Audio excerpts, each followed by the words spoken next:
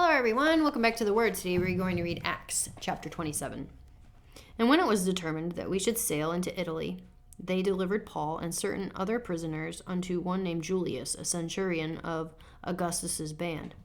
And entering into a ship of Admiridium, we launched, meaning to sail by the coast of Asia. One, Aristarchus, a Macedonian of Thessalonica, being with us. The next day we touched at Sidon, and Julius courteously entreated Paul and gave him liberty to go into his friends to refresh himself. And when we had launched from thence, we sailed unto Cyprus, because the winds were contrary. And when we had sailed over the sea of Cilicia and Pamphylia, we came to Myra, a city of Lycia. And there the centurion found a ship of Alexandria sailing into Italy, and he put us therein. And when we had sailed slowly many days, and scarce were come over against Cnidus, the wind not suffering us, we sailed under Crete over against Salmon. And hardly passing it, came unto a place which is called the Fair Havens, nigh whereunto was the city of Lasea. Now, when much time was spent, and when sailing was now dangerous, because the fast was now already past, Paul admonished them, and said unto them, Sirs, I perceive that this voyage will be with hurt and much damage, not only of the lading ship, but also of our lives. Nevertheless, the centurion believed the master and the owner of the ship more than those things which were spoken by Paul.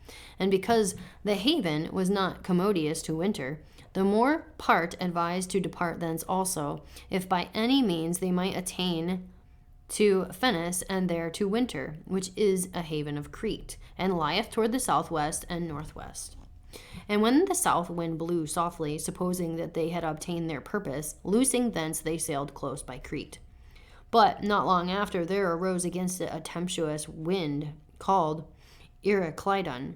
And when the ship was caught and could not bear up into the wind, we let her drive. And running under a certain island, which is called Clauda, we had much work to come by the boat. Which when they had taken up, they used helps, undergirding the ship, and fearing lest they should fall into the quicksands, strake sail, and so were driven. And we being exceedingly tossed with a tempest, the next day they lightened the ship. And the third day we cast out with our own hands the tackling of the ship. And when neither sun nor stars in many days appeared, and no small tempest lay on us, all hope that we should be saved was then taken away. But after long abstinence, Paul stood forth in the midst of them and said, Sirs, ye should have hearkened unto me, and not have loosed from Crete, and to have gained this harm and loss. And now I exhort you to be of good cheer, for there shall be no loss of any man's life among you, but of the ship.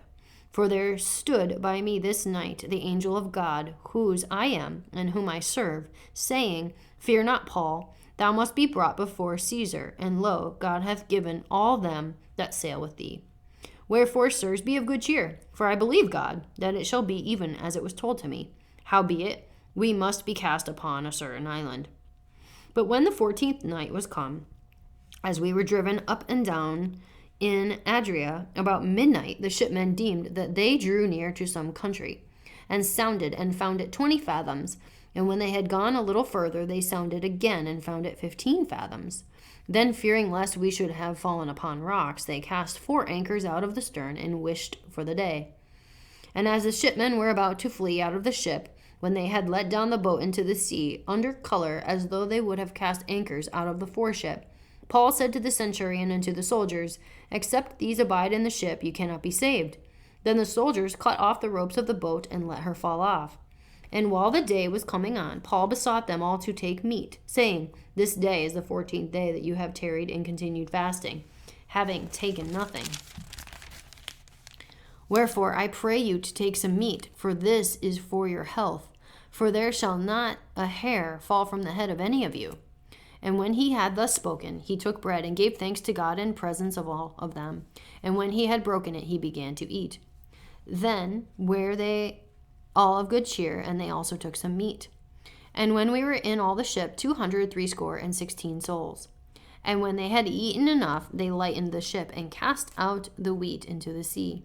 And when it was day, they knew not the land, but they discovered a certain creek with a shore. into that which they were minded, if it were possible, to thrust in the ship. And when they had taken up the anchors, they committed themselves unto the sea, and loosed the rubber bands, and hoisted up the mainsail to the wind, and made toward shore. And falling into the place where two seas met, they ran the ship aground, and the fore part stuck fast, and remained unmovable, but the hinder part was broken with the violence of the waves. And the soldiers' counsel was to kill the prisoners, lest any of them should swim out and escape. But the centurion, willing to save Paul, kept them from their purpose, and commanded that they which could swim should cast themselves first into the sea and get to land, and the rest some on boards and some on broken pieces of the ship. And so it came to pass that they escaped all safe to land. That's the end of Acts chapter 27. Come back next time for Acts 28.